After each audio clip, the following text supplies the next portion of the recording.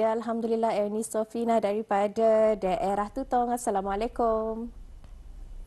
Waalaikumsalam warahmatullahi wabarakatuh. Selamat pagi Afifah dan Dini. Selamat pagi. Apa khabar hari ini? Alhamdulillah kami semua yang bertugas saat ini semuanya sihat walafiat ya. Ya, Alhamdulillah. Okey, Alhamdulillah. baiklah Ernie ya.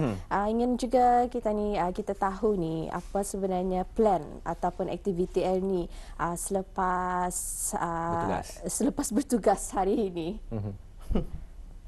Ya, selepas bertugas rampai pagi ni memang ada tugas ya. Kita selepas ini akan bertugas di Masjid Hasan Bolkiah Pekan Tutong untuk membuat liputan projek belia kita ni ya. Projek siuknya sedekah 6.0. Jadi rasanya insya-Allah akan dikongsikanlah di rampai pagi ni kan, Ernie. InsyaAllah. InsyaAllah. Jadi Ernie, tadi ada dikongsikan wawancara yang cukup menariklah daripada daerah Bait mengenai dengan pujian.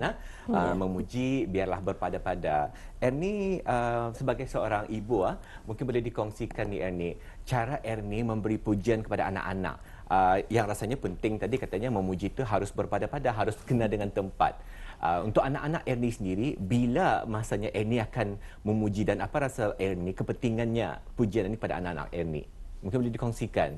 Ya, kalau saya sendiri pujian kepada anak-anak memang ya kadang-kadang saya memuji sebelum menyuruh sebelum mereka melakukan apa yang disuruh. Contohnya Ali, ambilkan mama barang tu. Bagus Ali ni, rajin ni. Itu antara contoh ya. Jadinya secara otomatik akan bersemangatlah anak ni. Alhamdulillah. Ya, Bagus satu teknik yang bagus juga ya. Bagus. Kita ni puji dulu sebelum tadi menyuruh. Ya. Alhamdulillah ya. Dan mungkin hari ini akan ada beberapa informasi dan juga bahan visual yang akan dikongsikan daripada daerah Tutong. Silakan. Silakan hari ini. Baik, terima kasih Afifah dan Dini. Assalamualaikum warahmatullahi wabarakatuh. Selamat pagi dan salam sejahtera. Kita bersua kembali lintas langsung dari daerah Tutong akan membawakan ya beberapa pengisian info semasa dan juga satu pakej program akan dikongsikan juga nanti. Dan hari ini seperti yang kita maklumkan tadi ya, hari ini merupakan aktiviti bagi penghantaran barangan sumbangan dalam projek siuknya sedekah 6.0 yang dianjurkan oleh kumpulan belia Ibadur Rahman Masjid Hasan Bolkiah Pekan Tutong. Jadi kita doakan semoga semuanya lancar ya, walaupun dalam keadaan cuaca hujan saat ini. Kita doakan semoga semuanya dapat dilancarkan oleh Allah Subhanahu Wa Taala juga. Dan kita akan kongsikan juga mengenai Jelajah Kerjaya 2024 bagi daerah Tutong akan dilaksanakan pada 11 dan 12 November 2024 bertempat di Dewan Seri Kenangan Kompleks Dewan Kemasyarakatan Daerah Tutong bermula pada pukul 9 pagi sehingga 4 petang ya. Jadi harap maklum bagi bis kita yang mungkin saja ada tujuan ya untuk mendapatkan info ataupun maklumat dalam kerjaya, bolehlah datang dalam Jelajah Kerjaya 2024 yang akan diadakan pada 11 dan 12 November 2024. Dan seterusnya, 11 November 2024 juga akan diadakan satu aktiviti keagamaan iaitu pertandingan dikir Syarafil Anam bagi Muslimah Masjid-Masjid Daerah Tutong diadakan bertempat di Masjid Kampung Layung Tutong pada pukul 8 pagi. Jadi kumpulan-kumpulan yang terlibat diharapkan untuk hadir lebih awal ya sebelum jam 8 pagi pada 11 November 2024. Jangan lupa tempatnya ialah di Masjid Kampung Layung Tutong. Baik, untuk seterusnya kita beralih untuk menyaksikan pengisian pakej program yang disediakan oleh rakan setugas kita untuk hari ini.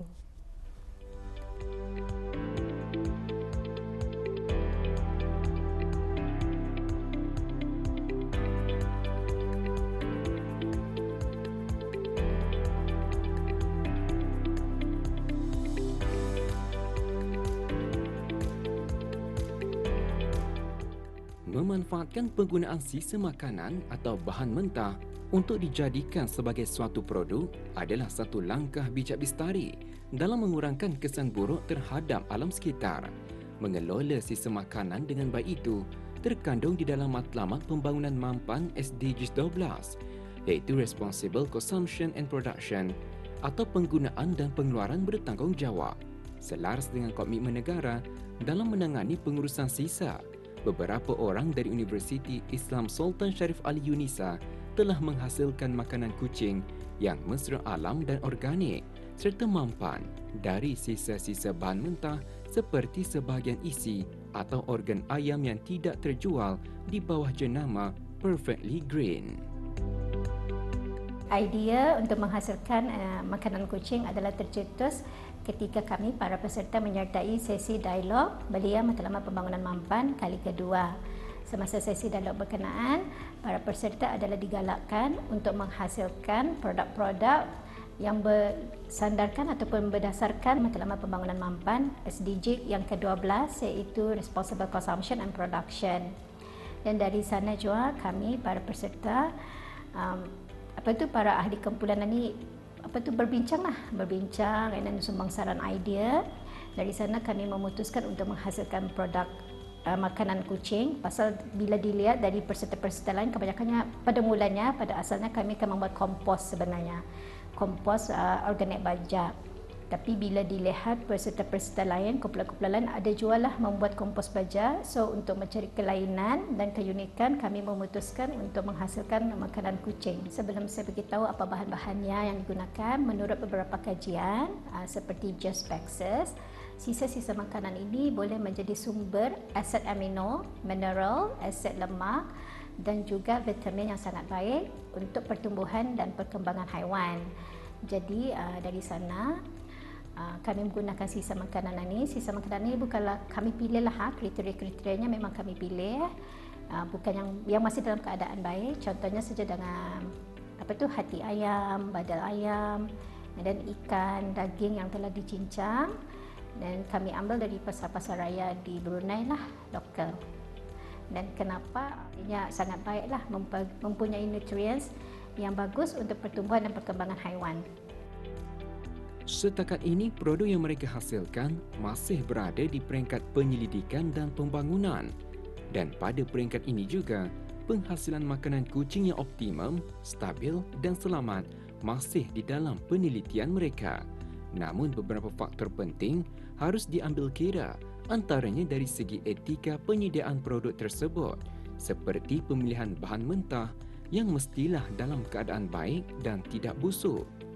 Peralatan-peralatan yang hendak digunakan juga hendaklah dalam keadaan bersih, dan para pengendali pula hendaklah mematuhi etika-etika keselamatan makanan untuk memastikan bahawa produk yang dihasilkan itu bersih, berkualiti dan selamat untuk dimakan oleh haiwan peliharaan.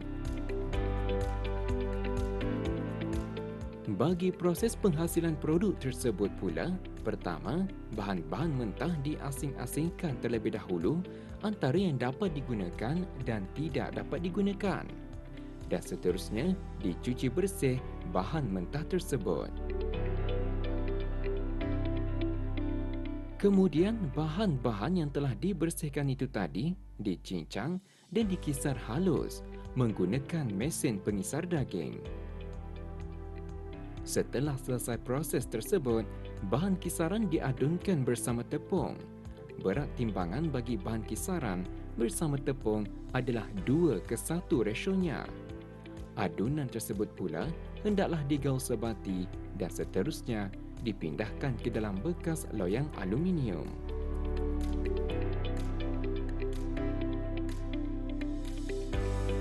Sebelum dibakar, panaskan ketuhar terlebih dahulu menggunakan api atas dan bawah dengan suhu 200 degree Celsius selama 30 saat. Kemudian masukkan adunan ke dalam ketuhar dan dibakar selama 30 minit dengan suhu 200 degree Celsius.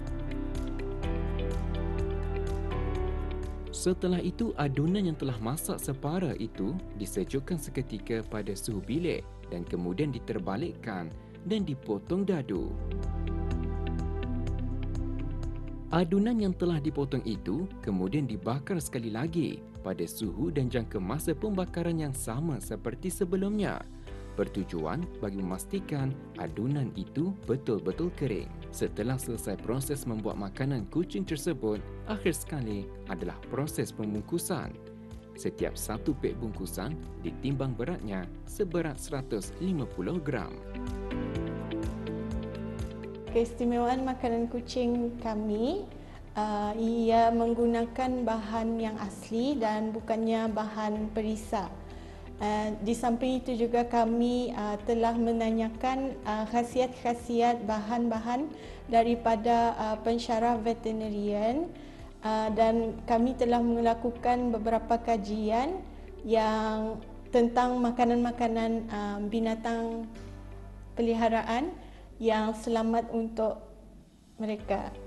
Dan setakat ini kami mencuba membuat dengan badal dan hati ayam serta daging cincang dari pasaraya, dan kami sudah melakukan beberapa kajian yang bahan-bahan ini memberikan beberapa khasiat sampingan kepada kucing. Dan dalam masa ini kami sedang dalam fasa research and development untuk memastikan bahawa produk kami adalah selamat untuk binatang-binatang peliharaan. Dengan adanya inisiatif seumpama ini, diharap usaha dari orang-orang tempatan Ketani ini akan dapat membantu membendung masalah seperti pembuangan sisa makanan yang tidak efektif, yang boleh saja mengundang ancaman kepada pencemaran alam sekitar juga penyakit. Selain dapat menjadi anjakan paradigma buat orang ramai amnya dan para belia khususnya untuk berfikir secara kreatif dalam menghasilkan suatu produk dari bahan-bahan terbuang, misalnya sahaja dari sisa-sisa makanan, kerana selain untuk memelihara dan memelihara alam sekitar, ia juga dapat menjana pendapatan yang sekaligus membantu dalam mempelbagaikan lagi sektor perekonomian negara.